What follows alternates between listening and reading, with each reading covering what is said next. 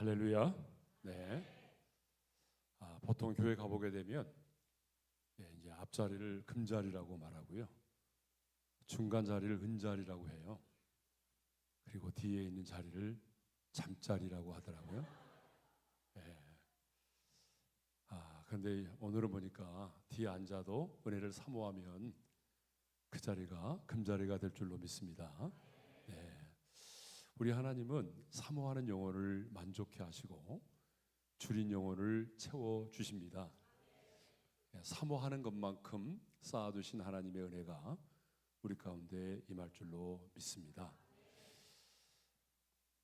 여러분, BTS를 아십니까? BTS를 모르시는 분이 계시군요. 나는 누군지 모르겠다. 한번 손 들어 보실래요? 어떤 분은요, BTS를 쓰고 이게 뭐냐고 물어봤더니 미국에서 오신 분 같아요. 밥티즘 이렇게 말하는 분이 계시고요. 강남에서 오신 분은요, 보톡스 이렇게 보톡스라고 말하는 분이 있었대요. 여러분, 그 BTS를 만나보신 적 있나요? 그러면은 아미 손 들어볼래요? 아미. 아미가 뭐야? 나는 그런 분이 있는 것 같은데, 저는 BTS를 2번 만났습니다. 이렇게 말하면 젊은 사람들은 반응이 이렇게 나오고요, 나이 드신 분들은 기분 나쁘게 반응을 하죠. 저희 교회에서요, 박신혜라고 하는 탤런트 있잖아요. 이제 그 친구가 우리 교회 성도인데 제가 이제 주례를 섰어요. 우리 교회에서 이제 결혼 예식을 가졌거든요. 근데 그날에 연예인들이 좀 왔어요. 그러다 보니까 인사를 많이 하게 됐는데, 여러분, BTS는 한 사람이 아니잖아요, 그죠? 여러 사람이잖아요.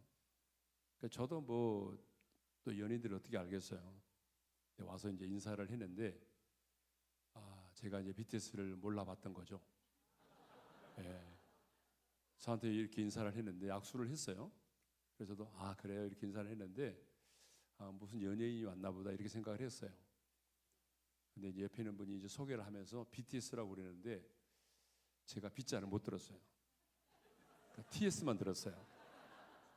그래서 TS라는 연예인 있나? 요즘 TS 샴푸도 있잖아요, 그죠? 그리고 이제 갔어요.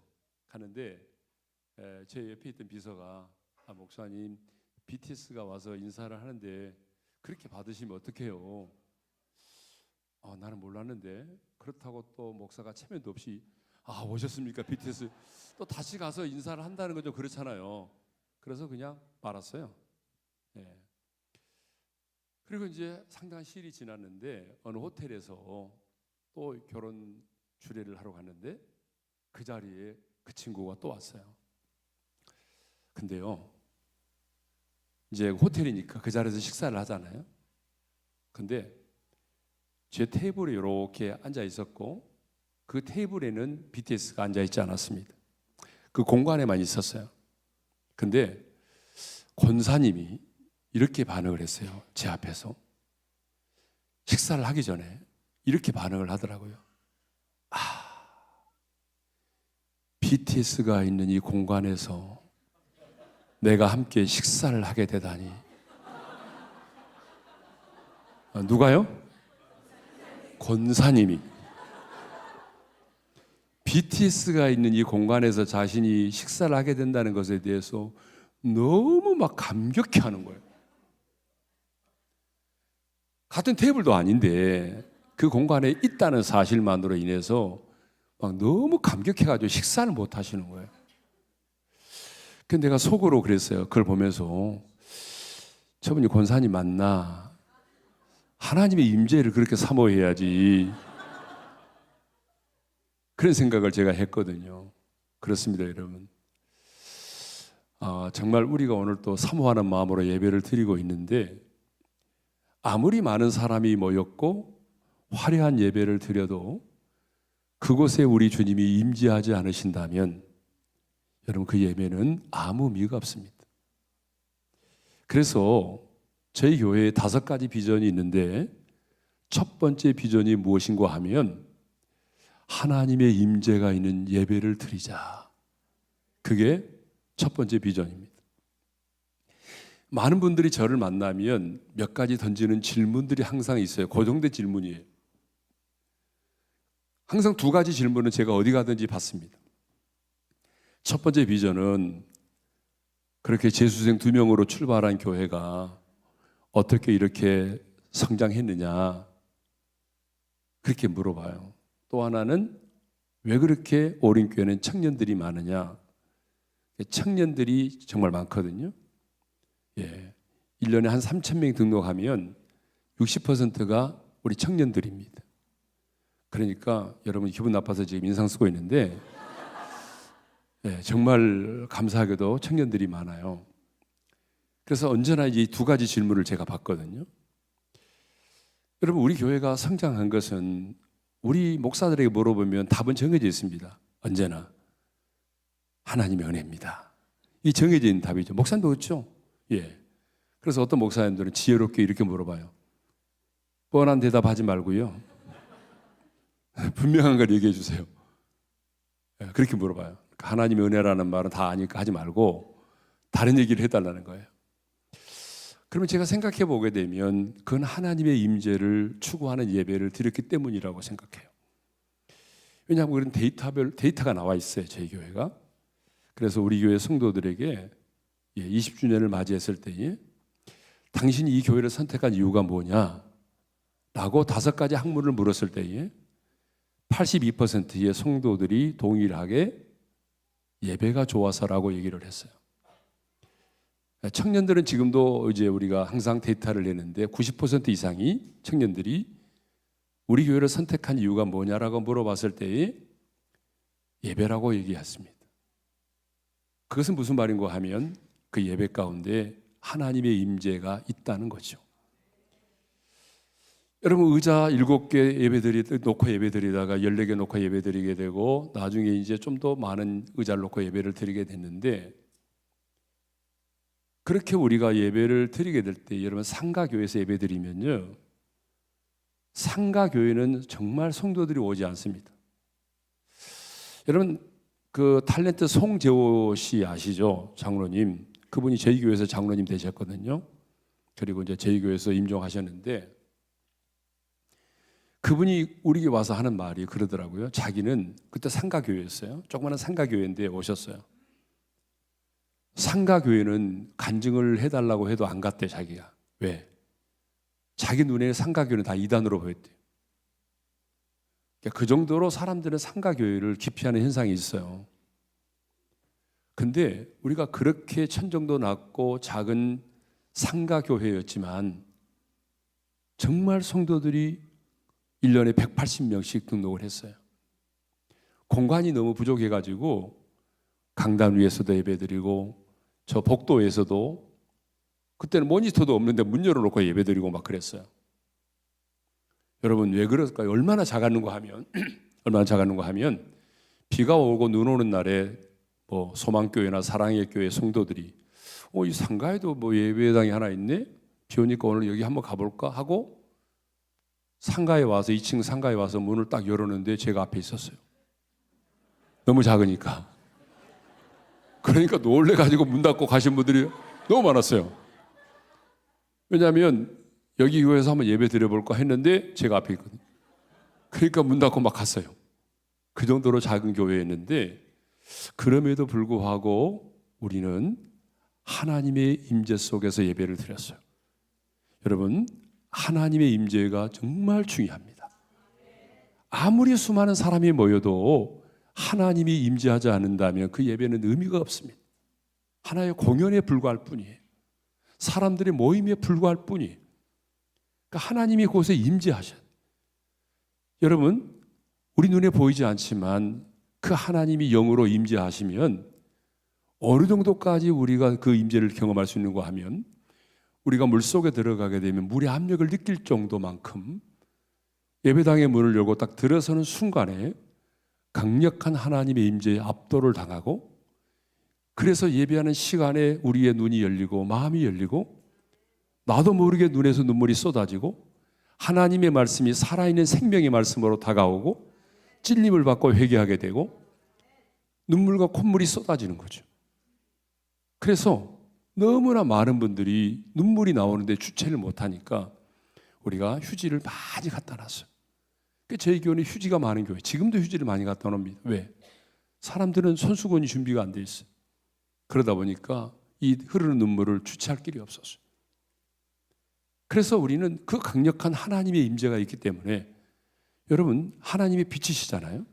그러면 빛 대신 주님이 임재하시면 어둠이 사라지는 것은 너무나 당연한 겁니다.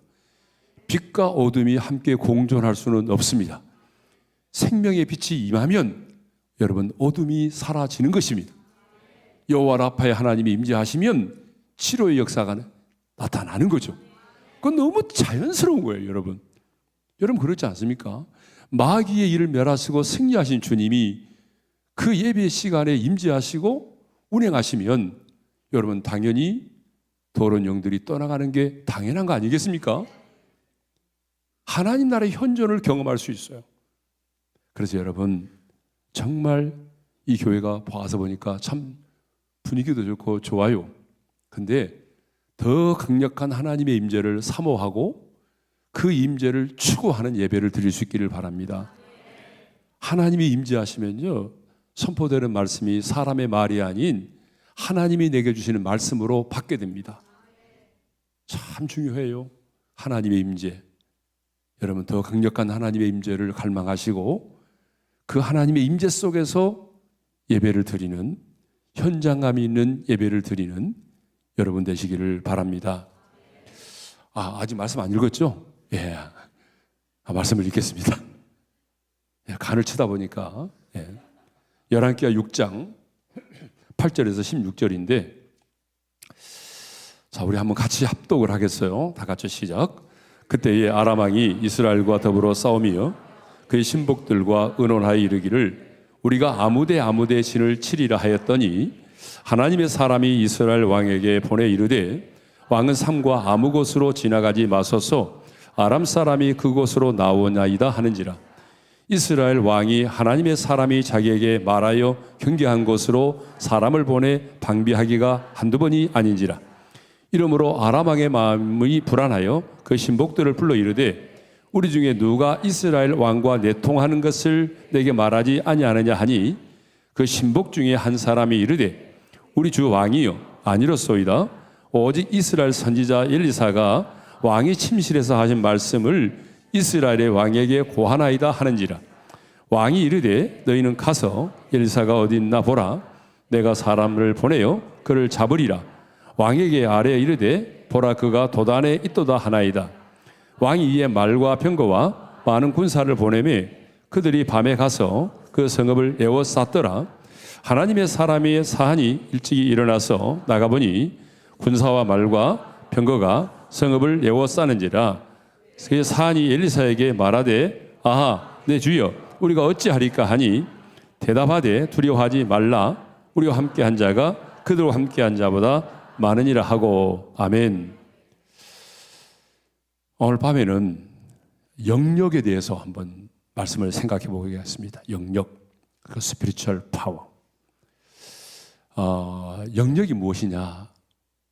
사람을 통해서 일하시는 하나님의 능력, 성령의 능력을 영역이라고 말합니다. 근데 가끔 사람들은 차력과 같은 것들을 영역으로 착각하는 경우가 있어요. 예전에 한국에요, 유리겔란가 그 사람이 뭐 이렇게 숟가락을 막 휘고 그랬잖아요. 여러분 그런 게 영역이다. 저는 어릴 때에 시골에서 초등학교를 다녔기 때문에 그때는요 그냥 볼만한 게 없었어요.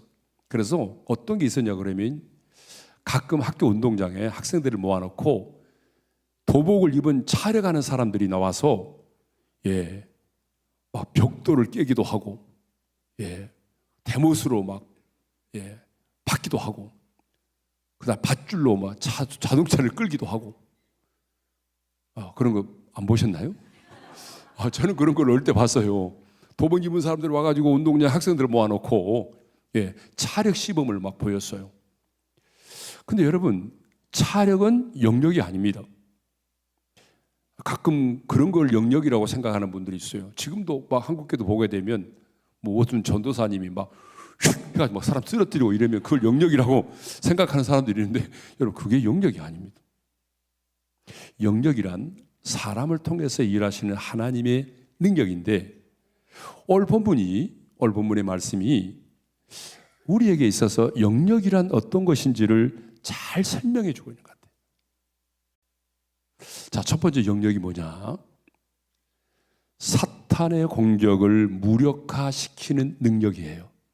한번 따라서 하겠습니다. 사탄의 공격을 무력화시키는 능력. 예, 근데 따라서 안 하는 분이 계시네요. 벙어리 삼룡이 계시는 것 같아요. 예. 근데 여러분, 이게 입이 열리는 게 참 중요한 것 같습니다. 예. 제가요, 얼마 전에 이제 장신대라고 하는 곳에 가서 기도회를 인도를 했는데, 야, 장신대 뜨겁대요. 제가 신학생들 앞에 설교하는 걸 되게 싫어하거든요. 왜냐하면 그 친구들은요, 말씀을 받으려고 하는 게 아니라 분석을 하고 있어요. 그래서 싫었고요.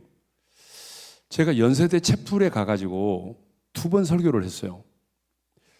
내가 다시는 안 가기로 내가 다짐을 했습니다. 연세대 나오신 분 손 들어보세요. 여기는 고려대에만 나오셨나요? 그럼 연세 우유만 드셨나요? 네. 거기는 미션 스쿨이다 보니까 강제로 끌려와서 이제 채플에 와 있는 학생들 있잖아요. 근데 아이들이요, 집중을 안 해요. 그래서 강사님이 딱 소개하잖아요. 교목이 이제 소개를 해요. 그러면 그때만 어떤 인간이 왔냐, 그리고 쳐다봐요. 그리고 소개 끝난과 동시에 절반은 엎드려 자요. 그리고 한 20명만 듣고 나머지는 전부 다가 핸드폰 꺼내 들고 검색하고 게임하고 있습니다. 설교가 안 돼요. 저 같은 사람은 집중 안 하면 또 설교를 못 하는 스타일이거든요. 잠자는 사람이 있으면 반드시 깨워가지고 설교시키는 사람인데, 그런 분위기에서 설교를 하려고 하니까 너무 힘든 거예요. 그래서 제가, 여러분, 우리 교도 청년들 많은데 이러지 않습니다. 막 그래도 소용없어요. 고개도 안 들어가요. 설교를 정말 하고 싶지 않아요. 여러분, 설교도 상대성 원리가 있는 거예요. 좋은 사람이 많으면 설교는 빨리 끝나는 거잖아요. 그렇죠? 예. 그런데 간신히 저는 욕이 나오려고 그랬어, 사실은. 근데 욕은 안 했어요. 그래서 제가 끝나고 이제 교목 목사님한테 얘기를 했어요. 설교 진짜 못하겠네요. 욕이 나오려고 한다고 그랬더니, 목사님, 이전에 왔던 목사님은 드디어 욕을 했습니다. 욕을 했다고 그러더라고요. 야, 이 새끼들아. 욕을 했대요. 저는 욕은 안 했습니다, 사실은. 욕은 안 하고 욕이 나올 뻔했습니다. 그래서 내가 다시는 안 가기로 내가 다짐을 해서 그 뒤로는 안 갔습니다. 예. 근데 여러분 잘 보세요. 우리가 누군가가, 저는 그랬어요. 내가 만일에 저 자리에 앉아 있다고 한다면, 근데 내가 원하지 않는데 스님이 와서 어떤 강연을 한다고 한다면 나는 어떨까? 내가 그 자리에서 잠을 잤을까? 저는 일단은 동의는 하지 않지만 들어는 줬을 것 같아요. 여러분, 사람이 되는 게 중요하잖아요. 여러분, 스카이 대학을 나오는 게 중요한 게 아니고요, 사람이 되는 게 중요합니다. 누군가가 말을 하면 내가 정말 원하지 않는 것일지라도 들어주는 것이 인간이죠. 여러분, 그러지 않습니까? 그러니까 여러분, 연세대학교 나오면 뭐 합니까? 예? 누군가가 말할 때 들어주지도 않는다면 그 인간이 아니죠. 사람이 되는 게 중요한 거죠. 사람이. 여러분 한번 생각해 보세요. 여러분이 자녀들을 키우는데 학교 갔다 와서 얘가, 자, 사랑하는 딸, 아들, 오늘 학교에서 뭘 배웠어요? 이렇게 물어보는데 얘가 대답을 안 합니다. 오늘 어떤 일이 있었어요? 오늘 무슨 질문을 했어요? 근데 말을 안 해요. 그럼 여러분 기분 좋죠?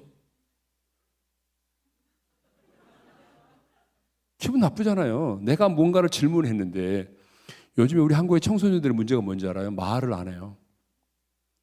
앞에 친구한테 있잖아요. 말을 안 하고 문자로 해요. 밥 먹었니? 이렇게. 입이 열리지를 않아요. 이게 심각한 겁니다. 그러니까 여러분, 이건 정말 병이거든요. 내가 뭔가를 물었을 때, 질문했을 때 답을 하고 그래야 되고, 하나님도 마찬가지입니다. 설교도 마찬가지예요. 여러분 심는 대로 거두는 거예요. 그러니까 여러분들이 아멘을 잘해야 여러분 자녀들도 반응을 잘하는 겁니다. 예, 이제 우리는 자녀 없다는 얘기죠. 뒤에는. 예. 자, 이제 진도를 나가야 되는데 이거 언제 나갈지 모르겠네. 첫째로 사탄의 공격을 무력화시키는 능력이라고 그랬죠. 오늘 본문에 보게 되면 아람 나라와 이스라엘의 관계가 나오는데, 아람 나라와 이스라엘은 적대적인 관계를 가지고 있었어요. 그래서 아람 나라의 왕은요, 신복들을 모아놓고 끊임없이 의논을 하면서 어떻게 하면 우리가 저 이스라엘을 공격해가지고 무너뜨릴 수 있을까를 의논했다는 거죠. 그렇죠? 말씀 보니까 8절에 그런 말씀이 있잖아요.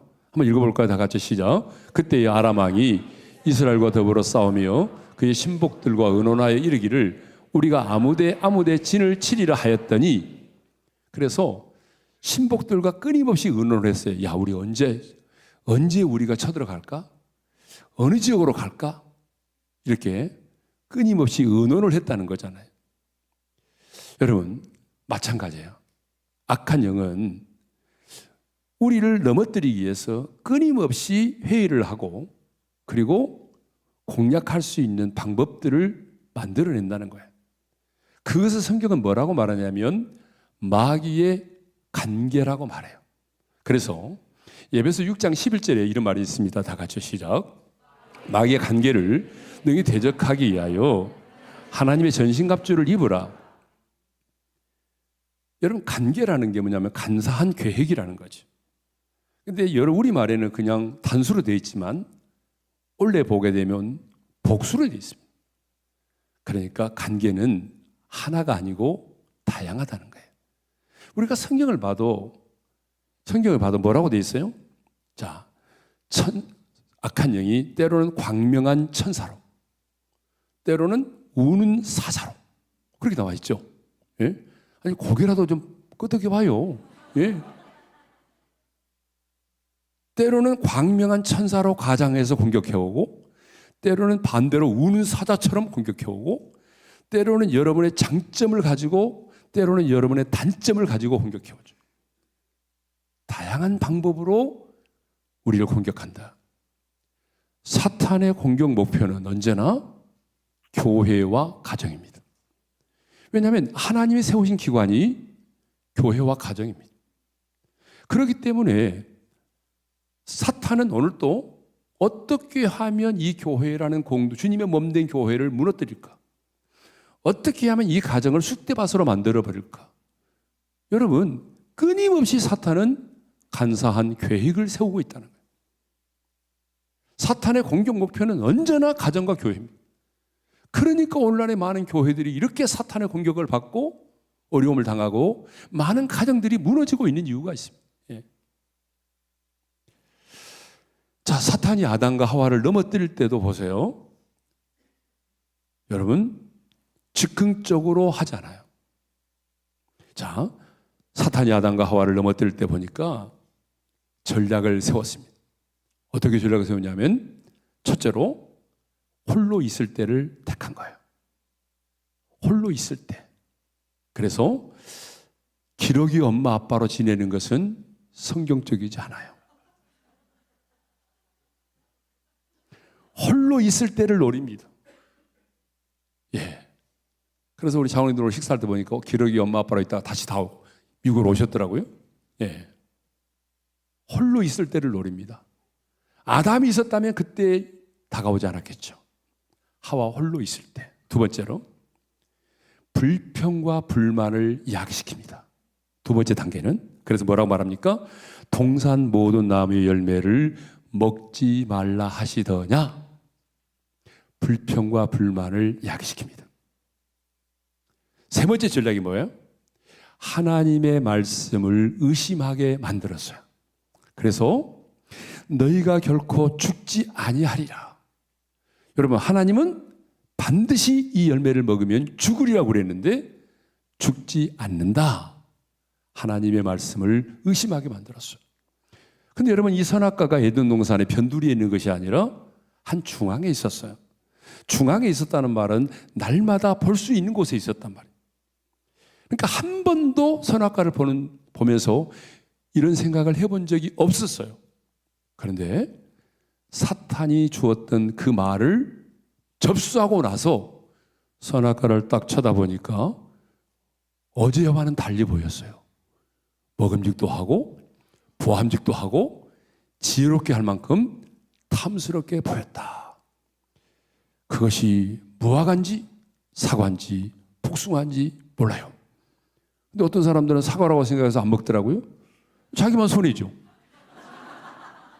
그러니까 무엇이냐, 그건 중요한 게 아니에요. 그렇잖아요. 그래요?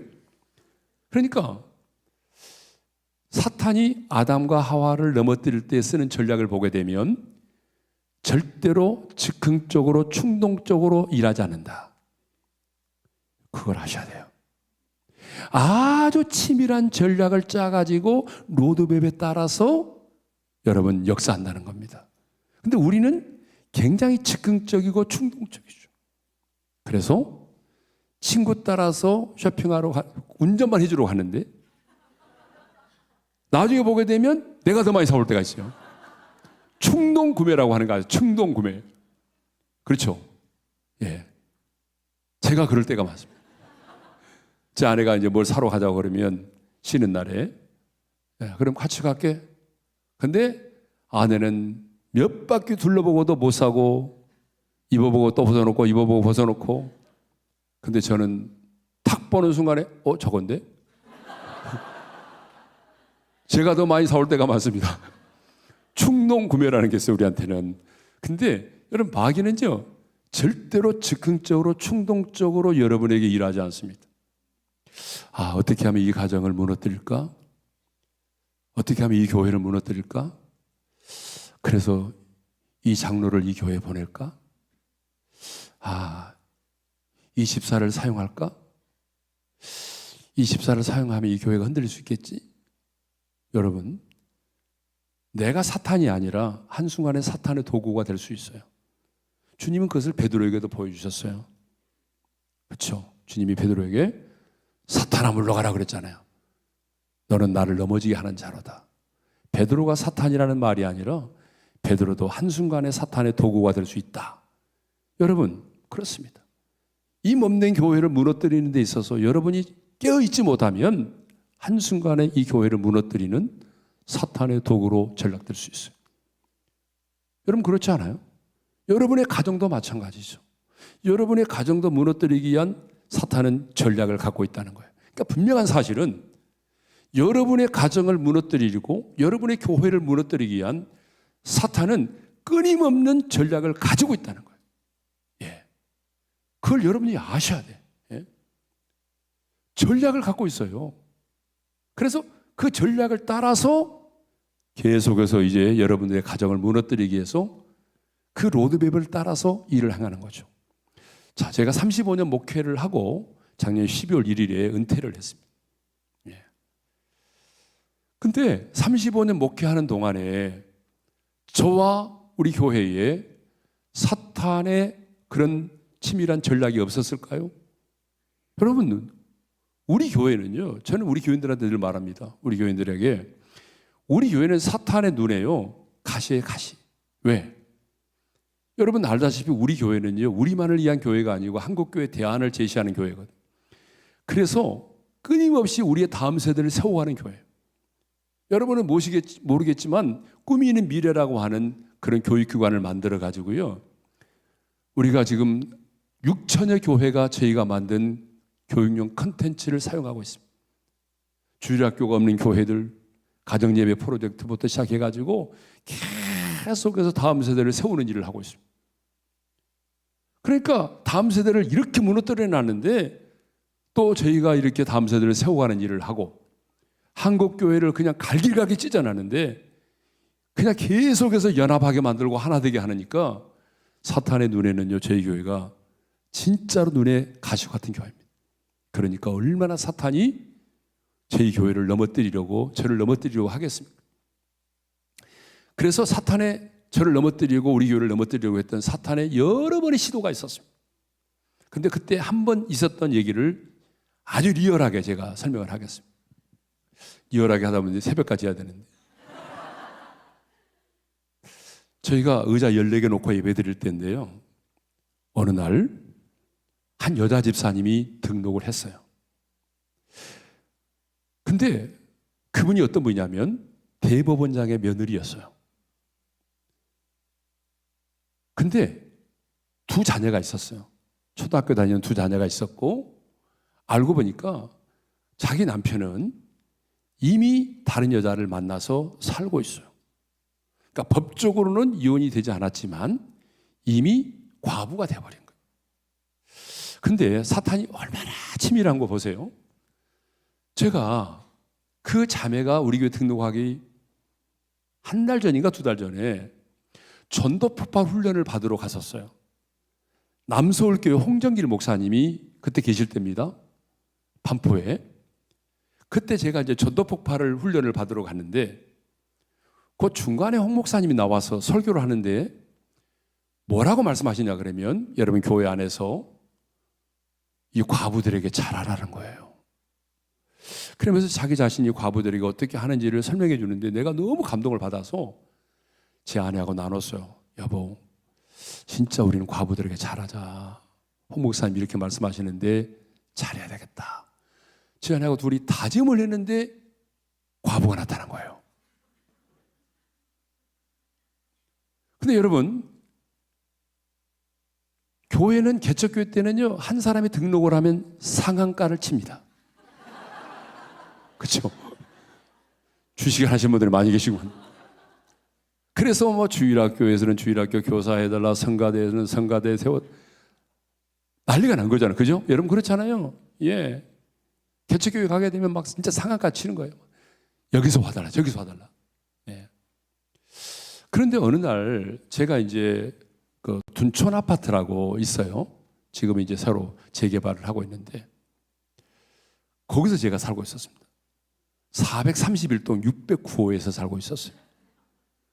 근데 1호 라인하고 9호 라인은 양쪽 사이드에 있는데 가장 적은 평수였어요. 18평도 안 되는 방 2개짜리. 제가 거기 살고 있었거든요. 가운데는 좀 평수가 크고 사이드만 작아요. 근데 어느 날 제가 봉고차를 제가 운전해야 되는 거 아닙니까? 개척교회는. 근데 주차장에서 그 자매를 만났어요. 그래서 아니 집사님 웬일이세요? 그랬더니 자기가 이 아파트로 이사를 왔다는 거예요. 제가 살고 있는 아파트로 이사를 온 거예요. 400m로 왔어요. 예. 그러시냐고. 예. 그리고 제가 이제 어디를 가느냐면 구소련 그때 이제 붕괴되고 난 다음에 얼마 안 됐을 때니까 선교를 갔어요. 10일 동안 러시아 선교를 마치고 돌아오는데 성령께서 제 마음에 10일 금식해라. 그런 마음을 주시는 거예요. 성령님이 내 안에. 그래서 시차도 끝나지 않았고 시차도 있고 막 복잡하잖아요. 그래서 왜 주님이 저한테 갑자기 10일 금식의 마음을 주실까? 그래서 순종하는 마음으로 제가 10일 금식을 들어갔어요. 근데 이제 제 아내가 이제 애도 낳은 지 얼마 안 돼가지고 그분을 봉고차에 대다 싣고 새벽 기도를 와야 돼요. 큰 도로 하나만 건너면 되거든요. 어느 날 그 집사님을 제 봉고차에다 싣고 도로를 건너서 교회 뒤에 주차장에다 딱 파킹을 하는데 이분이 새벽에 문을 열고 내리는데 깔깔대고 웃는 거예요. 여러분 여자가 새벽에 깔깔대고 웃어보세요.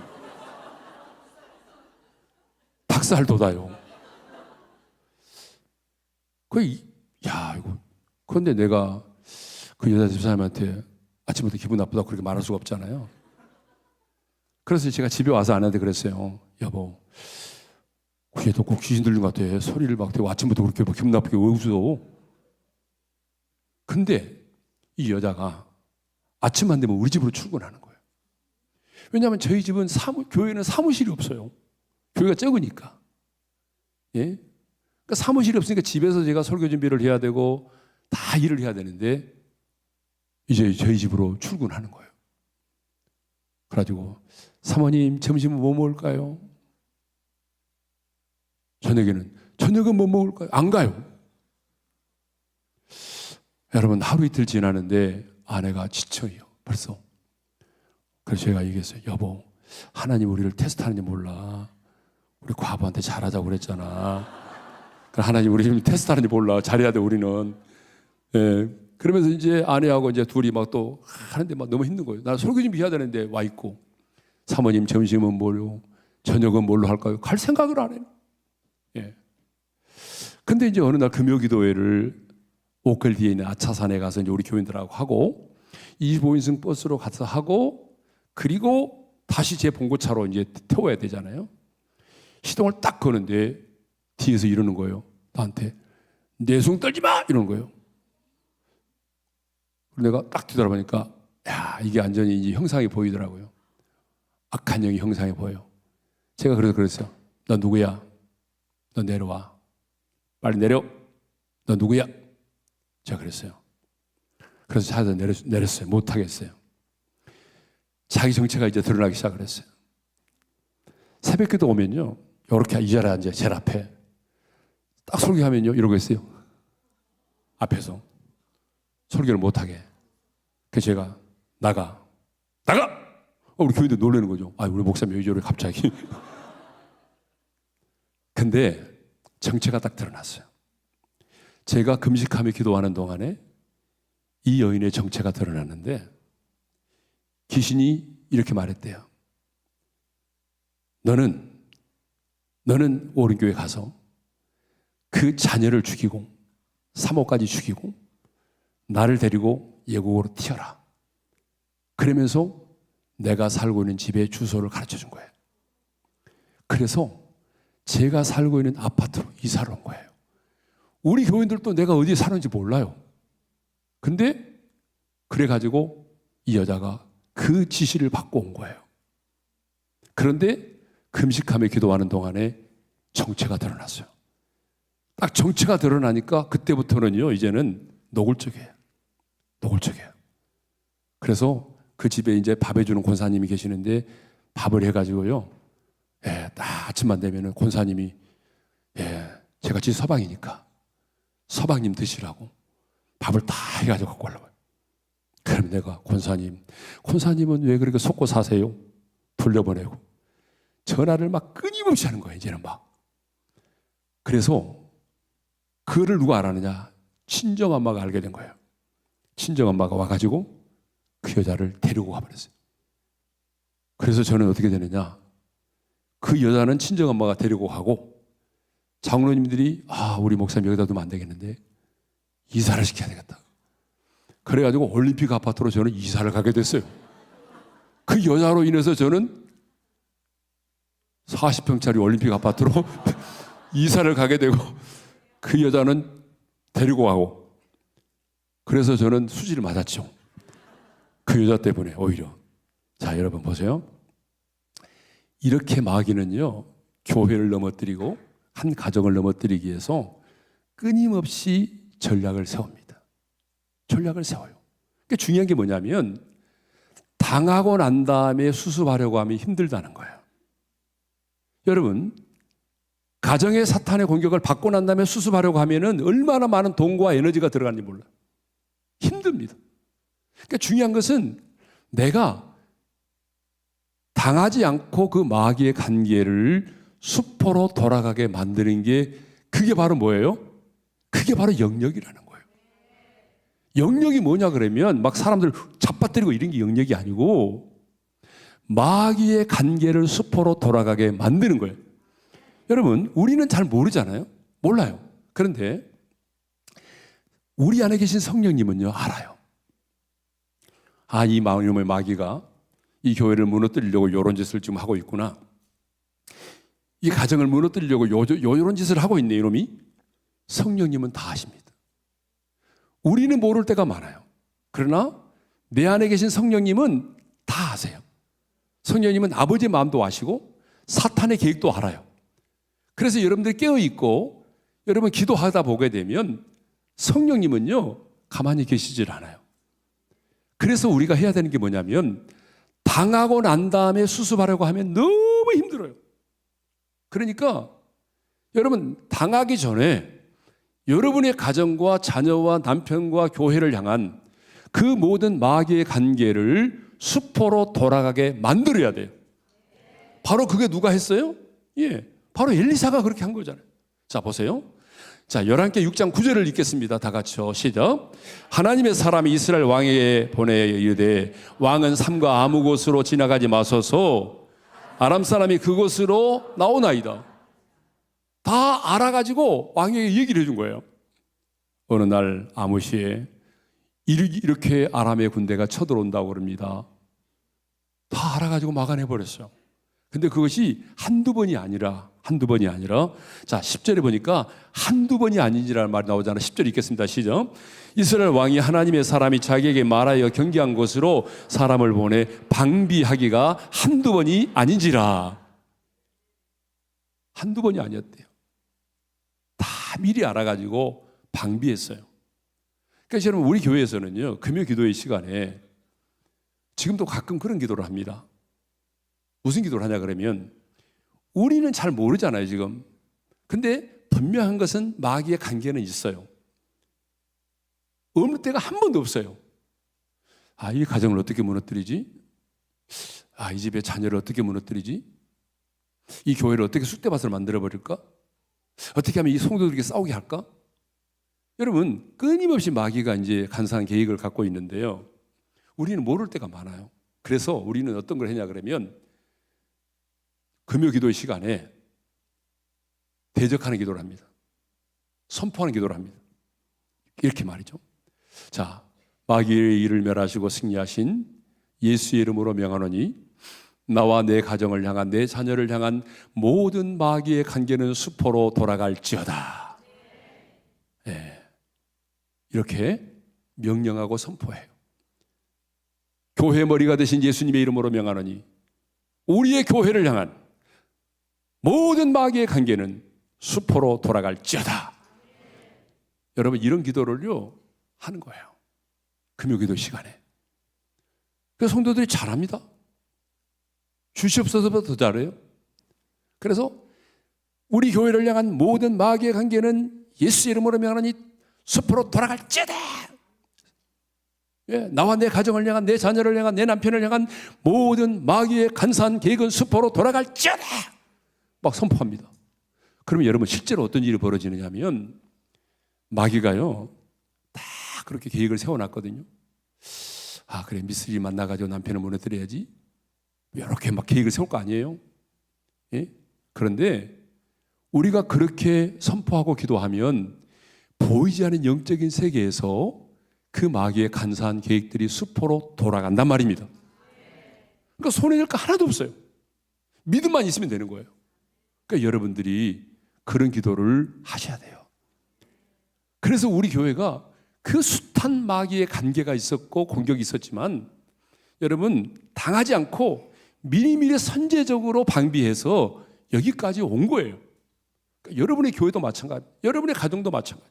그래서 좀 이따 여러분 기도할 때도 주시옵소서만 하지 말고 마귀를 멸하시고 승리하신 예수의 이름으로 명하노니, 교회의 머리가 되신 예수의 이름으로 명하노니 이 교회를 향한, 나와 내 가정을 향한, 내 자녀를 향한 모든 마귀의 관계는 수포로 돌아갈지어다.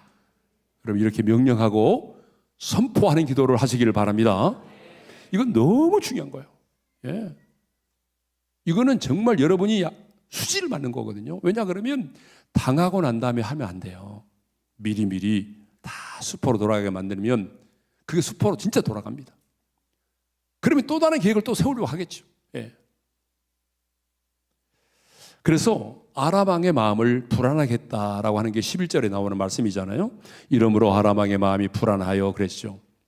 그러니까 하나님의 사람 엘리사가 아람 왕의 전략을 미리 알아내서 그들의 모든 계획을 수포로 돌아가게 만들었다. 그래서 아람 왕의 마음이 불편했다는 거 아닙니까?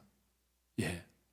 그래서 악한 영으로 하여금 이렇게 불안하게 만들고 근심하게 만들어, 그리고 하나님의 사람인 우리에게는 유쾌, 상쾌, 통쾌하게 만드는 것이 바로 영역이다. 그래서 첫 번째 영역이 뭐예요? 마귀의 관계를 수포로 돌아가게 하는 것. 사탄의 공격을 무력화시키는 능력, 이것이 첫 번째 영역이다. 아멘이죠? 예. 예. 저 뒤에 좀 아멘 안 하시네요? 예. 제가 눈이 작은 게 너무 감사하더라고요. 예. 왜냐 그러면 저는요, 교회에서도 이렇게 기도 인도를 하잖아요. 그러면 제가 이제 눈을 뜨고 기도를 해요. 예, 눈을 뜨고. 예. 그러니까 이제 얼마 전에 제가 장신대 가서 이제 막 기도 인도하는데 밥 먹기 전에 이제 총장님하고 교수님들하고 얘기를 하는데 한 교수님이 그러더라고요. 저한테. 목사님. 제가 목사님 기도 인도할 때 보니까 눈을 뜨고 기도하는데 그 눈을 뜨고 기도하는 특별한 이유가 있습니까? 막 그러더라고요. 그래서 뭐 특별한 이유는 없고요. 습관이 돼서 그럽니다. 근데 제가 이렇게 이제 기도하다 보게 되면 현장을 보기 위해서 그렇게 합니다. 현장을. 예. 왜냐 그러면 영적인 뭐 대적기도 같은 것도 하다 보게 되면 반응이 있거든요. 반응이. 예. 그 어떤 사람들은 막 뛰쳐나가는 사람도 있고 소리를 지르는 사람도 있고 이제 자해를 하는 사람도 있고 그러잖아요. 그러니까 그런 현상들을 보기 위해서 하는 겁니다. 그랬더니 본인이 이해한다고 그러더라고요. 뭐 여기 숫자는 뭐 다 보이는 거죠. 뭐 제가 여러분들 뭐 눈이 너무 작은 게 너무 감사하더라고요. 제가 이만큼 해가지고 막 보면 어떻게 되겠습니까? 예. 자, 두 번째로 이제 하나 했는데 어떻게 하죠? 두 번째는 두려움이 없는 담대함을 가지는 것이 영역이다. 영역. 자, 아람왕이 열받았어요. 왜? 번번이 실패하니까. 그 물어봤거든요. 왜 우리가 번번이 실패하느냐? 그랬더니 하는 말이 왕이요, 우리가 침상에서 하는 말까지도 엘리사라고 하는 사람이 다 알아내가지고 미리미리 방비하기 때문에 그렇습니다. 그러니까 아람왕이 그래? 그러면은 엘리사를 죽여야 되겠네? 엘리사 어디 있냐? 그랬더니 도단성에 있습니다. 그래서 아람의 군대가 도단성을 다 에워쌌잖아요. 그죠? 예. 성경 좀 읽으세요. 예. 처음 듣는 얘기처럼 뭔 말이요? 이런 건데. 예. 그래서 도단성을 에워쌌단 말이죠. 근데 엘리사의 종이 아침에 딱 눈을 떠보니까 이게 뭐 아람의 군대가 완전히 자기를 둘러싸고 있는 거예요. 그래서 뭐라고 말하죠? 내 주여 우리가 어찌하리까? 그러면서 16절에 보니까 이렇게 말하죠. 내 주여 어찌하리까 그랬어요. 두려워 떨었어요. 그러니까 엘리사가 이렇게 말합니다. 16절에 다 같이요. 두려워하지 말라. 우리와 함께 한 자가 그들과 함께 한 자보다 많으니라. 여러분 나이로 보면은 사하는 젊고 엘리사는 나이가 많은데 젊은 사하는 두려워 떨었어요. 근데 하나님의 사람은 두려워 떨지 않았어요. 왜 그랬을까요? 하나님이 보내신 천상의 군대가 나를 지키고 있다는 것을 보았기 때문이죠. 그래서 두려워 떨지 않았다. 젊은 사하는 두려워 떨었어요. 그러니까 여러분 영역이 뭐냐 그러면 어떤 상황에 있든지 간에 내가 두려워 떨지 않는 것이 진정한 영역이다라고 하는 거예요. 예? 초대교회 성도들을 보게 되면 사도들을 보게 되면 예수님의 이름을 전하는 일에 그들은 두려워하지 않았어요. 베드로와 요한이 안진뱅이를 일으키고 난 다음에 사두개인과 장로들이 위협을 하고 감옥에 가두고 때리고 했어요. 그러면서 뭐라고 말했는가 하면 다시는 예수의 이름으로 말하지도 말고 가르치지도 말고 그렇게 협박을 해서 내보냈잖아요. 그런데 그들은 두려워하지 않았습니다. 그리고 이렇게 사도행전 4장 31절에 보게 되면 이런 말씀이 있어요. 다 같이요. 빌기를 다음에 모인 곳이 진동하더니 무리가 다 성령이 충만하여 담대히 하나님의 말씀을 전하니라. 이렇게 예수님의 이름으로 다시는 말하지도 말라고 했지만 두려워하지 않고 담대히 하나님의 말씀을 전했다. 이게 바로 뭐예요? 이게 바로 영역이라는 거죠. 사도행전 27장을 보게 되면 사도 바울이 재판을 받기 위해서 이제 배를 타고 이제 로마로 가게 됩니다. 압송되는 과정이죠. 그 배에는 276명의 사람이 타고 있었는데 가다가 유라굴로라는 광풍을 만나게 되죠. 예, 성경 좀 읽으세요. 유라굴로라는 광풍을 만나게 됩니다. 그래서 이제는 배에 있는 모든 것을 다 버리고 이제는 구원의 소망이 사라졌어요. 이제는 죽음의 순간만을 기다리고 있었어요. 그때에 사도 바울이 이렇게 말하죠. 내가 섬기는 하나님의 사자가 어젯밤에 내 곁에 서서 이렇게 말씀하셨습니다라고 하면서 이렇게 말합니다. 다 같이 시작. 바울아, 두려워하지 말라. 네가 가이사 앞에 서야 하겠고 또 하나님께서 너와 함께하는 항해하는 자를 다 내게 주셨다 했으니, 여러분, 모든 사람들은 풍랑만을 보고 바람과 파도의 소리만을 보고 두려워 떨고 있었습니다. 죽음의 순간만을 기다리고 있었어요. 그런데 하나님의 사람 바울은, 여러분, 두려워하지 마십시오. 두려워하지 마십시오. 두려워 떨지 않았어요. 유라굴로라고 하는 인생의 풍랑을 만났지만 두려워 떨지 않았습니다. 여러분, 인생을 살다 보게 되면 우리 인생 가운데도 이런 예기치 않은 유라굴로 같은 광풍을 만날 때가 있습니다. 여러분, 믿음은요, 언제 알 수 있느냐? 평탄할 때는 다 믿음이 좋습니다. 여러분, 평탄할 때 보세요. 다 믿음이 대단히 좋으신 분 같아요. 근데 언제 내 믿음의 진위가 드러나느냐 하면 인생의 풍랑을 만났을 때에 그때 내가 보이는 반응이 진짜 믿음이에요. 여러분, 그러지 않아요? 그때 내가 어떻게 반응하느냐를 보게 되면 그 사람의 모습이 진정한 믿음이에요. 그런데 두려워하지 않았다는 거죠. 여러분, 타이타닉 영화를 보셨죠? 네, 미국에서 만든 거니까 다 보셨겠죠? 혹시 안 보신 분 계신가요? 안 보신 분. 타이타닉 하게 되면 뭐가 여러분 가장 먼저 떠오릅니까? 이거죠? 이거 아니에요, 이거. 예. 네. 여러분들 영의 사람이 아니라는 증거예요, 그게. 이게 떠오르면 안 되고요. 여러분, 막 사람들이 죽어가는 그 상황 속에서도 내 주를 가까이 하게 함이라는 그 바이올린으로 연주를 했던 그 악사들 있잖아요. 여러분, 실제로 그랬거든요, 실제로.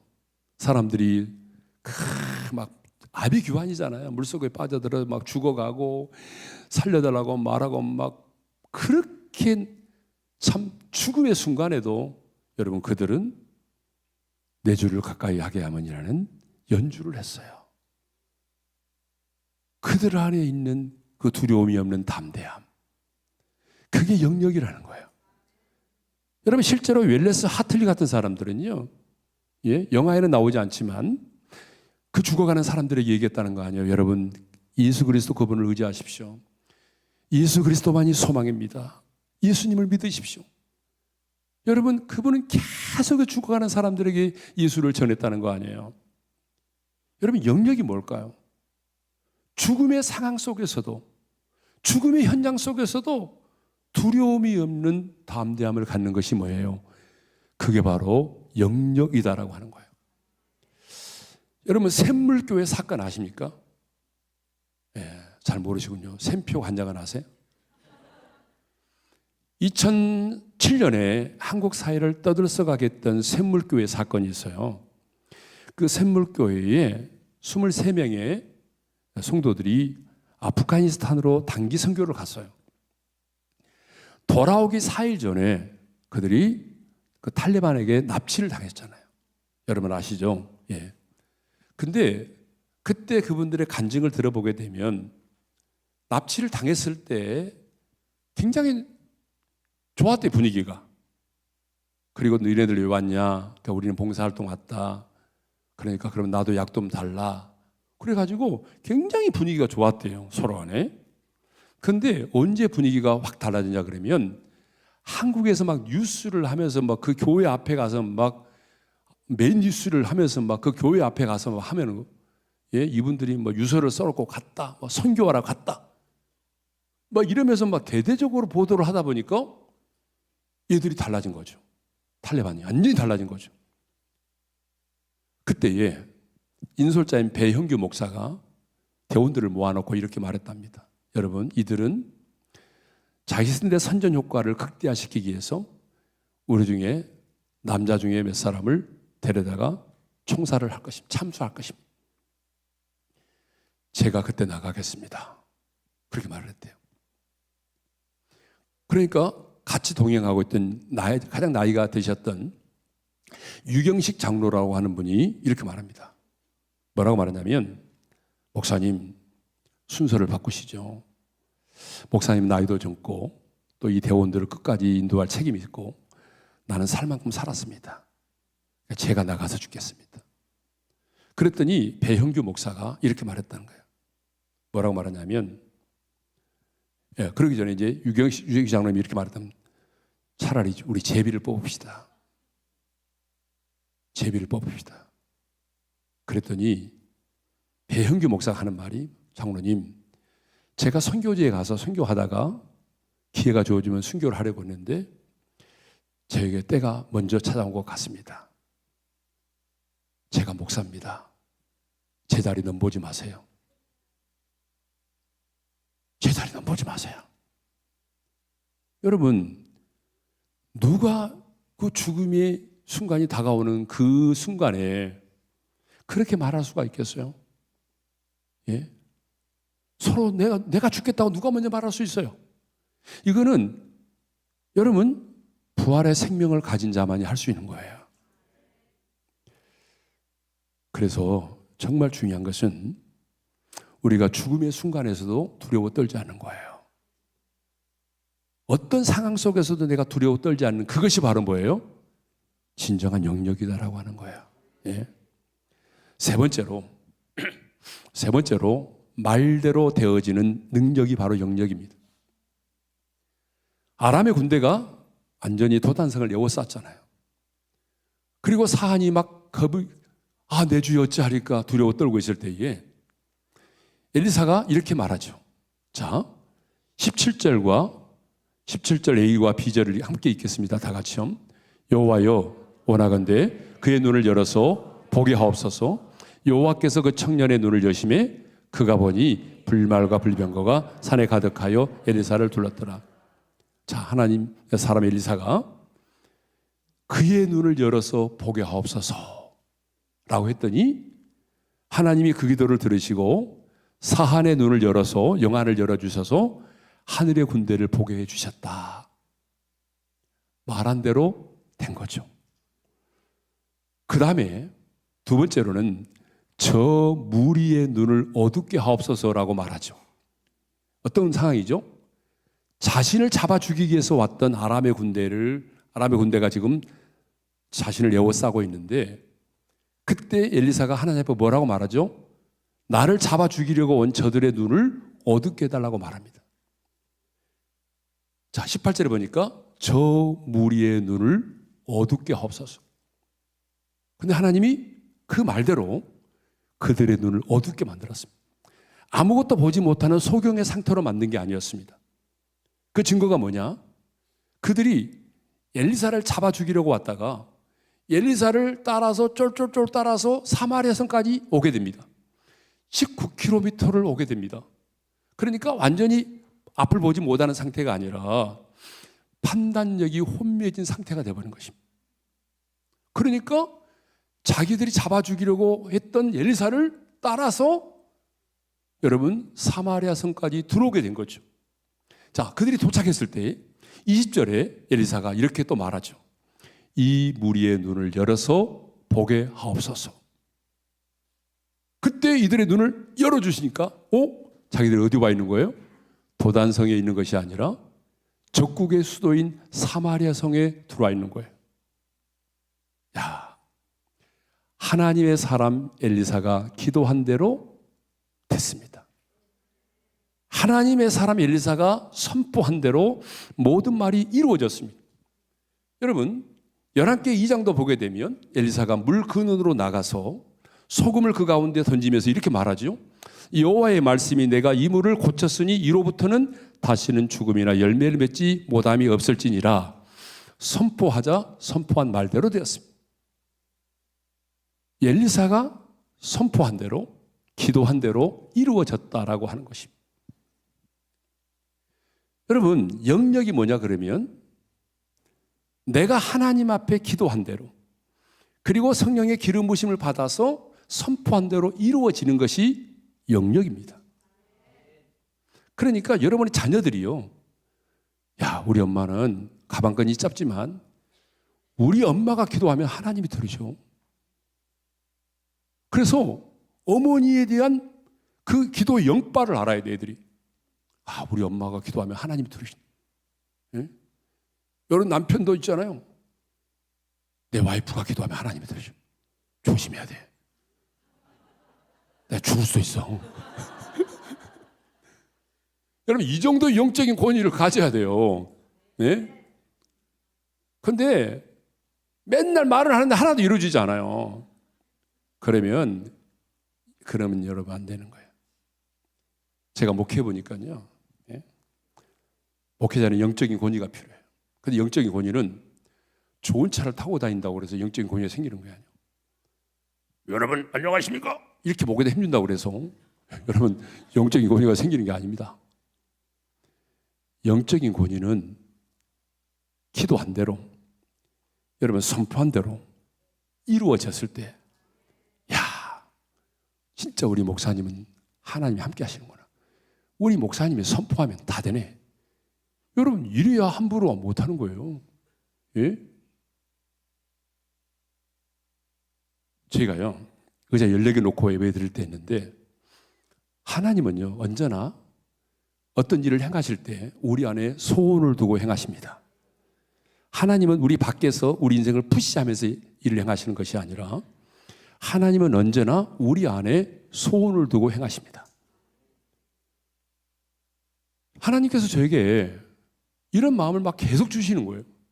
그러니까 내가 봐도 말이 안 되는 거예요. 그래서 제가 선포했습니다. 강단에서. 여러분, 우리 교회가 의자 14개 놓고 예배드리는 이 상가 좁은 교회 있지만, 여러분 우리 교회는 머지 않아서 한국교회의 대안을 제시하는 교회가 될 것입니다. 이렇게 얘기했어요. 그러면 성도들이 아멘 이렇게 받아들이면 얼마나 좋겠어요. 근데 내가 믿음으로 선포했는데 아무도 아멘을 안 해요. 내가 그때 분위기를 다 기억하고 있어요. 왜냐면 몇 명 안 되니까. 한 10정도밖에 안 된대. 내가 거기서 여러분 우리 교회는 머지 않아서 한국교회 대안을 제시하는 교회가 될 것입니다 그랬거든요. 그러니까 아무도 아멘 안 하고 옆에 있는 사람 막 찌르더라고요. 이렇게. 제가 그때 제 아내도 봤어요. 제 아내도 웃고 있더라고요. 저는 그 웃음을 사라의 웃음이라고 정했습니다. 말이 안 된다는 얘기죠. 기가 차다는 얘기죠. 아니 이렇게 의자 14개 놓고 이 조그마한 상가에서 지금 뭐 한국교회의 뭐 대안을 제시하는 교회거든. 성도들이 볼 때는 말이 안 되는 거예요. 근데 여러분 저는 줄기차게 선포했어요. 성도들은요 거의 이루어질 가능성이 없다고 생각했어요. 근데요 보세요. 그것이 나의 야망으로 시작됐다면 끝났을 거예요. 근데 비전은 하나님으로부터 주어지는 거예요. 야망은 나로부터 시작되는 거예요. 그러니까 하나님이 주신 비전이기 때문에 하나님이 열심히 그 일을 이루셨어요. 그러니까 여러분들이 우리 교회를 잘 모르시겠지만 말 필요도 없습니다. 우리 교회는 여러분 우리만을 위한 교회가 아닙니다. 계속해서 한국교회를 섬기는 교회, 대안을 제시하는 교회. 하나님께서 주셨던 그 비전대로 정확하게 이루셨어요. 그래서 제가 우리 교회 성도들한테 늘 말합니다. 여러분들이 우리 교회에 오게 된 이유가 뭔지 아십니까? 그것은 하나님이 우리 교회에 주신 그 거룩한 비전을 이루기 위해서 하나님이 그 비전 때문에 여러분을 보내신 겁니다. 그렇죠. 그게 맞는 거예요. 그 비전 때문에 하나님이 그 많은 사람들을 구름대처럼 보내신 거예요. 그 비전. 그러니까 우리 교회는요 빚이 참 많습니다. 빚이 많아요. 빚이 많아야 빛 가운데 거한다는 말도 있어요.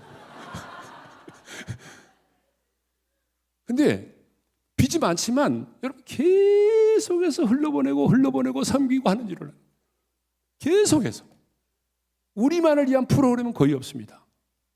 예, 다니엘의 기도에도 그렇지만 3월 리조이스, 목회자 리조이스, 목회자 전략 컨퍼런스 셀 수 없는 매달 프로그램들이 진행됩니다. 개척교회 가서 섬기고 우리 의사들도 한 달에 한 번씩 나가서 섬기고 또 우리 교회 안에는 전도팀들이 만들어져 가지고 자기들 스스로 만들어 가지고 연약한 개척교회 가가지고 목사님 만나서 거기에 맞는 전도지를 다 사고 전도 물품을 사가지고 그 교회 가서 전도회에서 그 교회 등록시켜드리고 계속해서 여러분 보세요. 하나님께서 주신 비전이기 때문에 나는 믿음으로 선포했고 하나님께서 당신의 열심으로 이 일을 이루신 거예요. 근데 이루어지지 않았다면 저는 어떻게 됐을까요? 뻥이네, 뻥. 뻥이 돼버린 거죠. 뻥이 돼버리면 골 때린 겁니다.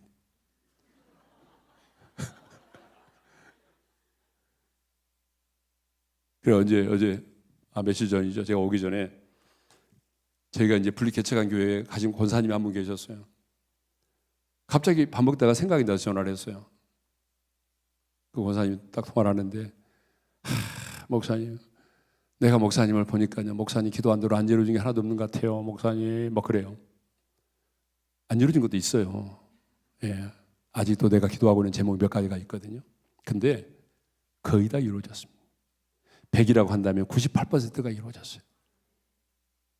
중요한 것은요, 성령님의 인도하심을 받고 성령님의 기름 부으심 속에서 확신을 가지고 선포하면 그 말씀대로 이루어져야 된다는 거죠. 성경이 보니까 모세에서 보세요. 모세의 말대로 하셨다는 말이 얼마나 많아요. 예? 또 사무엘이 자라매 여호와께서 그와 함께 계셔서 그의 말이 하나도 땅에 떨어지지 않게 하셨다. 이게 바로 영역이라는 거예요. 영역. 예? 영역은 바로 이런 것입니다. 예. 자, 네 번째로, 간을 좀 쳐야 될 것 같은데 이제 중간에, 예. 간 좀 치고 하겠습니다. 간을 친다는 게 뭔지 아시죠? 예. 본문에 없는 얘기를 한다 그 말입니다. 제가 보니까요, 우리 모두는 그리스도의 군사로 부름을 받았잖아요, 그죠? 예. 예, 여기만 아멘 하시고 이쪽은 아멘 안 하시네. 자, 우리는 그리스도의 군사로 부름 받았기 때문에 우리 삶이 영적인 전쟁입니다. 아멘이시죠? 예. 자, 우리 삶이 영적인 전쟁인데, 모든 교회들을 보게 되면 우리 삶이 영적인 전쟁이라고 하는 사실을 다 인정합니다. 그걸 부정하는 교회는 없어요. 그걸 부정하는 목회자도 없어요.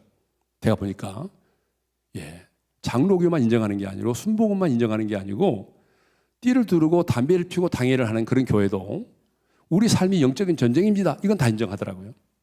그러니까 한국교회는 총론은 있어요. 우리 삶이 영적인 전쟁입니다라고 하는 총론은 있는데 강론에 들어가게 되면 그때부터 복잡해요. 강론으로 들어가면 안 받아들이는 것이 맞습니다. 자, 예를 들어볼까요? 성경에 마귀를 대적하라 그리하면 너희를 피하리라는 말씀이 있죠. 그러면 영적인 전쟁을 하려면 마귀를 대적해야 돼요? 안 해야 돼요? 아니, 반응을 좀 보여보세요. 영적인 전쟁을 하려면 마귀를 대적해야 돼요? 안 해야 돼요? 해야 되죠. 근데 마귀를 대적하면 어떻게 되는 거죠? 마귀를 딱 대적하면 사람들이 우리 교회는 그런 교회 아니에요. 우리는 인격적으로 주님을 믿습니다. 그러니까 그런 거 하려면 다른 교회로 가세요. 이렇게 말하는 강남의 교회들이 많습니다.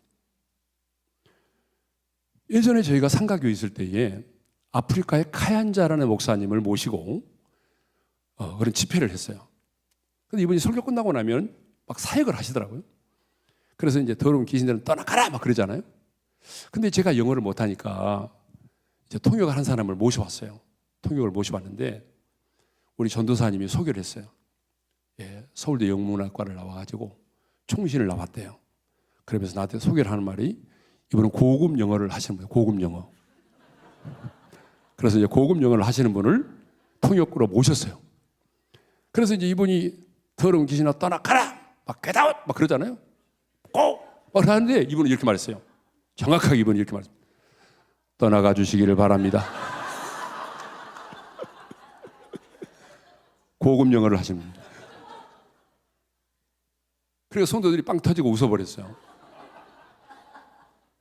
강사는 나가라고 그러는데 이분은 떠나가 주시기를 바랍니다. 이렇게 점잖하게 아주 총신 출신처럼 이렇게 얘기를 했어요.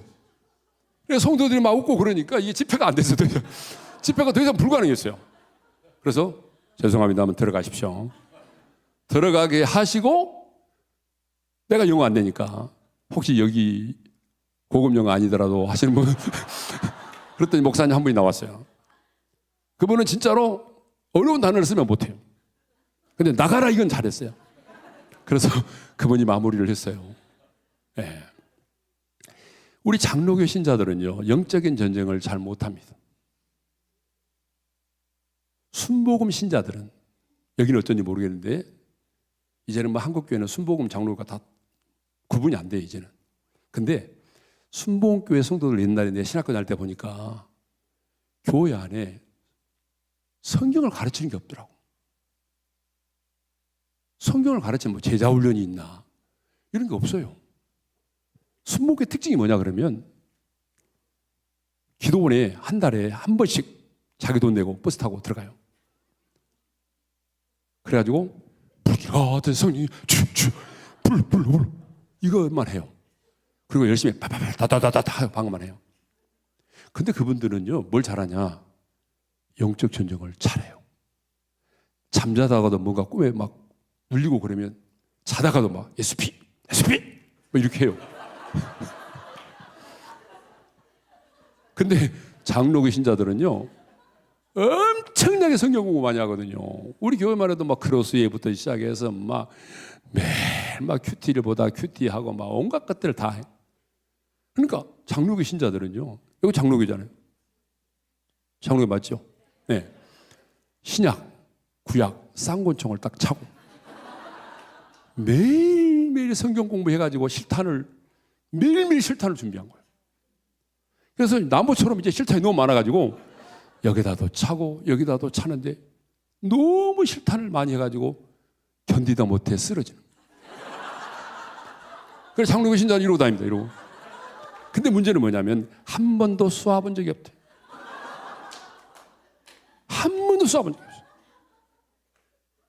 그러니까 빈총 맞고도 귀신들이 떠나가는데 우리는 총을 갖고도 쏘아본 적이 없어요. 이게 문제라고, 이게. 그러니까 현장에서는 약한 거예요. 순복음교회 성도들은 실탄도 없는데 막 쏴대는 거거든요. 근데 우리는 실탄을 엄청나게 준비하는데 쏴본 적이 없어, 한 번도. 이게 문제라고. 여러분, 누가 지어낸 얘기 같은데 이런 얘기가 있어 한번 들어봤을 거예요, 여러분도. 중학생이요, 중학교 여학생이 설교 시간에 전도사님으로부터 이런 설교를 들었대요. 여러분, 귀신이 나타나면 찬송을 부르세요. 찬송. 그 얘기를 들었는데 기도실에 갔는데요. 잠깐만요.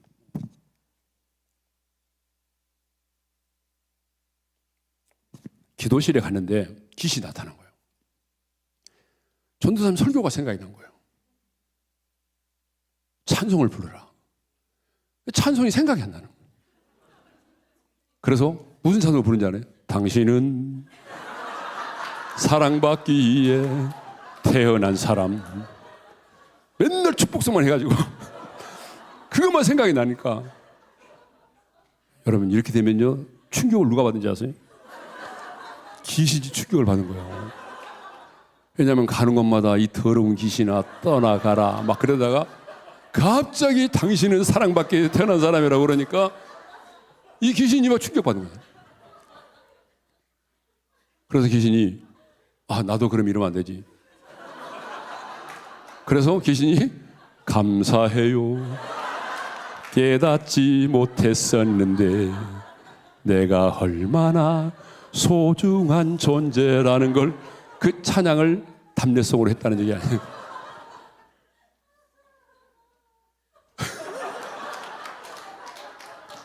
좋아요. 저렇게 반응을 저런 리액션이 필요해요. 네. 자, 이제 그만 치고 네 번째 오늘 5번째까지 있어요. 네 번째가 뭐냐면 살리는 능력입니다. 요거는 간단하게 할게요. 네 번째는 어제 설교 연관되기 때문에. 자, 엘리사를 잡아 죽이려고 왔던 사람들이 지금 사마리아 성에 갇히게 됐잖아요. 이스라엘의 왕이 딱 보니까 이놈들이 지발로 왔어요. 하나님이 보내셨구나. 이놈들 죽여야지. 그래서 21절에 보니까 이렇게 말하죠. 다 같이 읽겠습니다. 시작.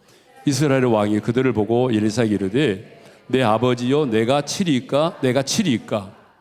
얼마나 이들을 죽이고 싶었으면 이스라엘 왕이 반복해서 내가 치리이까. 죽이자고 말하는 거죠.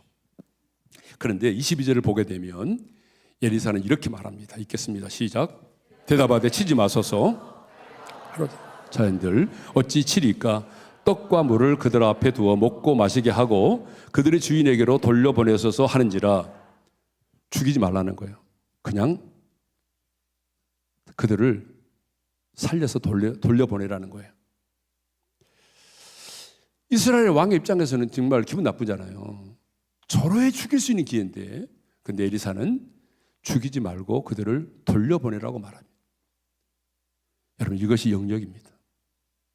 진정한 영역은요, 누군가를 비판하고 모함해서 죽이는 것이 아니고요, 그 사람을 위로하고 격려하고 기도해 주어서 살리는 거예요. 이것이 바로 진정한 영역입니다. 여러분의 삶의 모든 영역에서 누군가를 비판하고 모함하고 죽이는 것은 쉬워요. 그런데 그 어려운 상황 속에서도 위로해주고 감싸주고 덮어주고 세워주고 살려주는 것, 이것이 바로 영역입니다. 어제 우리가 생각했던 것처럼 성령님은 살리는 영이고 악한 영은 죽이는 영입니다. 진정한 영역이 뭐예요? 살리는 겁니다. 그래서 예수님도 요한복음 10장 10절에서 뭐라고 말했냐면, 내가 온 것은 양으로 생명을 얻게 하고 더 풍성히 얻게 하려는 것이라고 말씀하셨어요. 그러니까 여러분도 무엇을 하든지 간에 돈이 된다고 그래서 사람을 죽이는 일을 하면 안 됩니다. 아무리 돈이 돼도 그 사람의 영혼을 죽게 하는 것 하면 안 됩니다. 근데 목사님들이 그런 걸 잘해요. 노예 가보게 되면 막 법이요 하면서 막 사람 죽이는 일을 앞장서요. 그리고 강단에서 사랑하라, 니나 해라. 바리새인들은 죽이는 일을 했잖아요. 자기들의 종교적인 전통과 열심으로 누군가를 죽이는 일을 했어요. 사울은 다윗을 잡아 죽이려고 했지만 다윗은 사울을 죽이지 않았어요. 네. 팀 나헤이가 쓴 글 중에 이런 게 있습니다.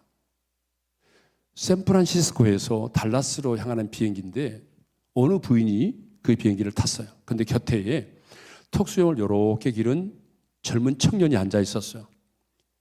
샌프란시스코에서 달라스까지 오니까 기내식이 나왔어요.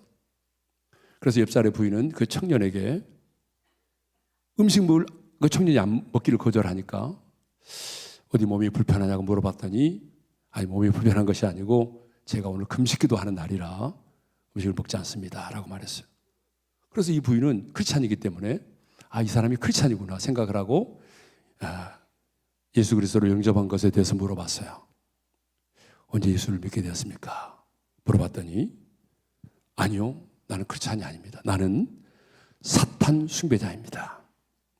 미국 전역에 있는 목회자들과 크리스찬의 가정과 결혼 생활을 파괴하기 위해서 우리 사탄교회 지도자들이 매주 화요일을 금식 기도의 날로 정하고 기도하고 있습니다.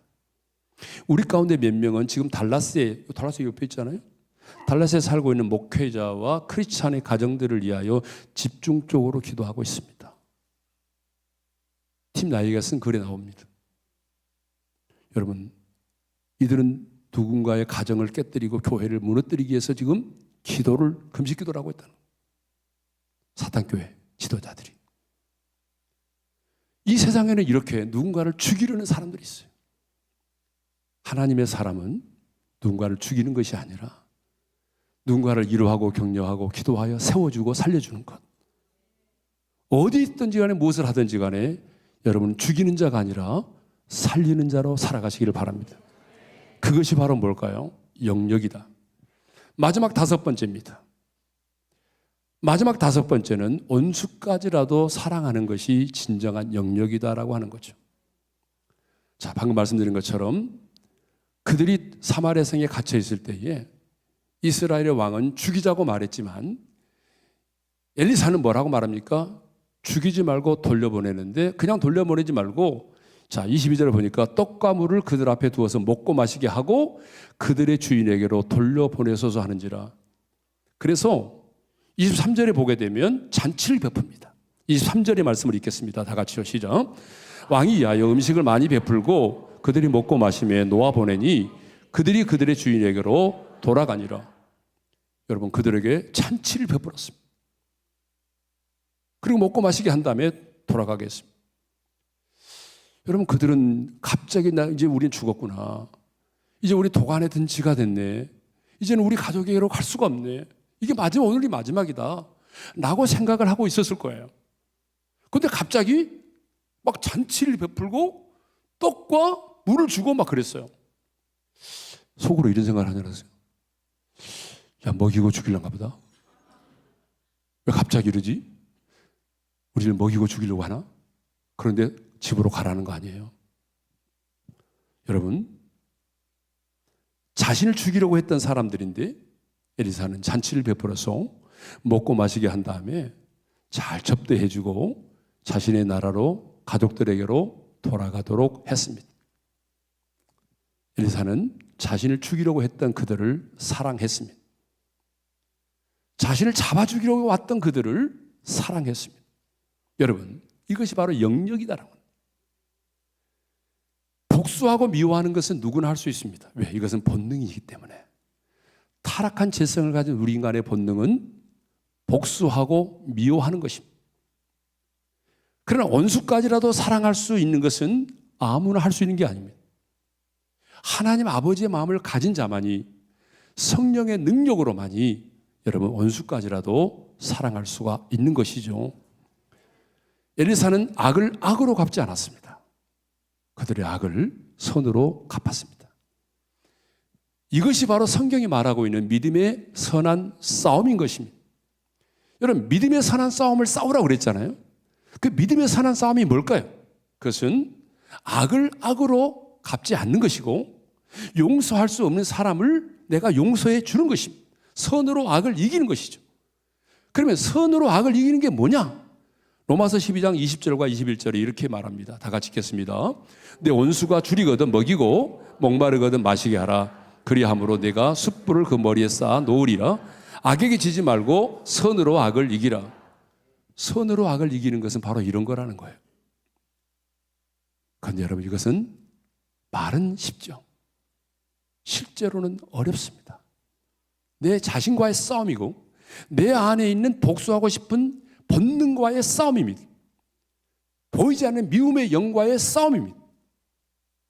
여러분, 어쩌면요, 나를 미워하는 사람, 나를 죽이려고 하는 사람, 내 원수를 사랑한다는 것은 이것은 죽음보다 더 힘든 일입니다.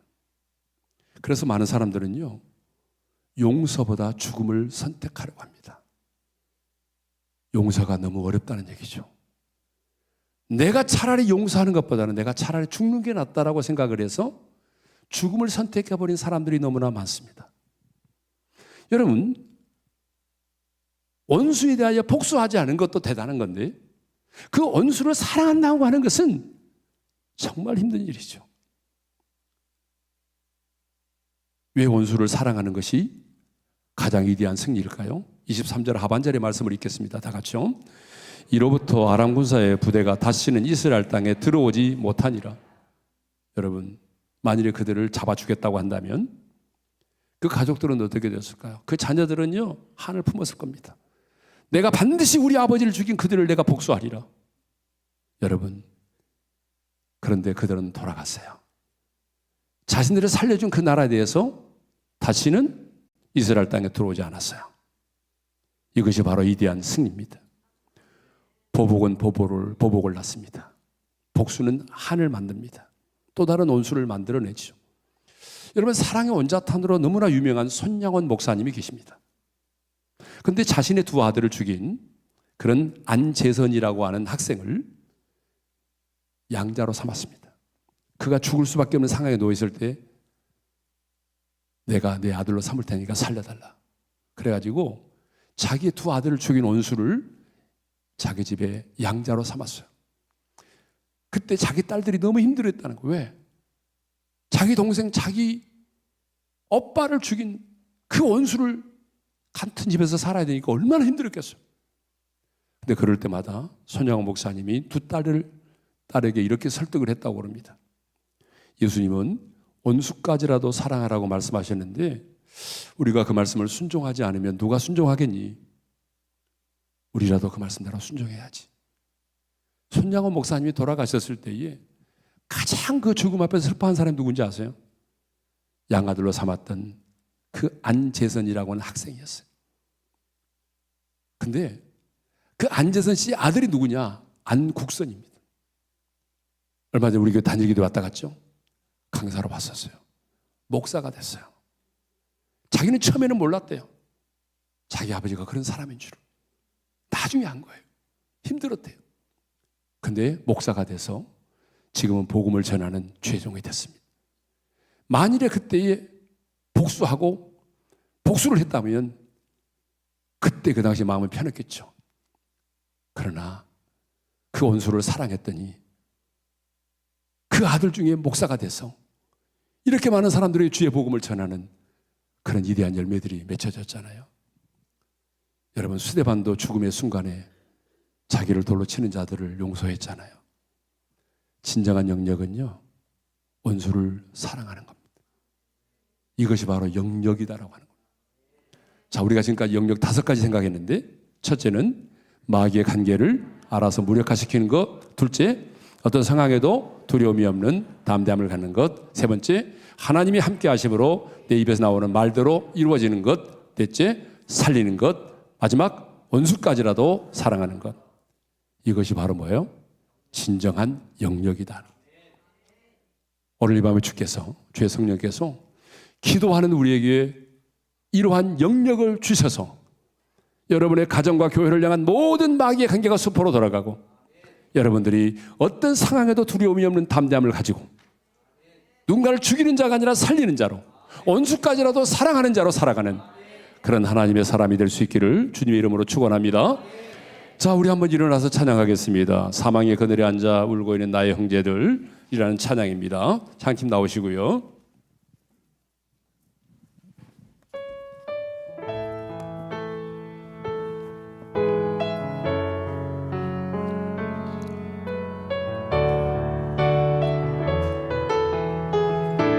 사망의 그늘에 앉아, 사망의 그늘에 앉아 죽어가는 나의 백성들,